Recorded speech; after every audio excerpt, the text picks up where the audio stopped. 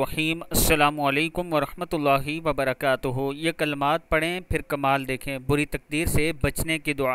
اس دعا کو ہر روز کثرت سے پڑھیں، انشاءاللہ سوئی ہوئی تقدیر بھی جاگ جائے گی۔ صبح کے وقت یہ دعا پڑھا کریں، اللہم انی اعوذ بک من جہد البلاء ودرک الشقاء وسوء القضاء وشماتۃ الاعداء۔ اے اللہ، میں تیری پناہ چاہتا ہوں سخت مشقت سے، بدبختی کے لاحق ہونے سے، برے فیصلے اور دشمنوں کے خوش ہونے سے۔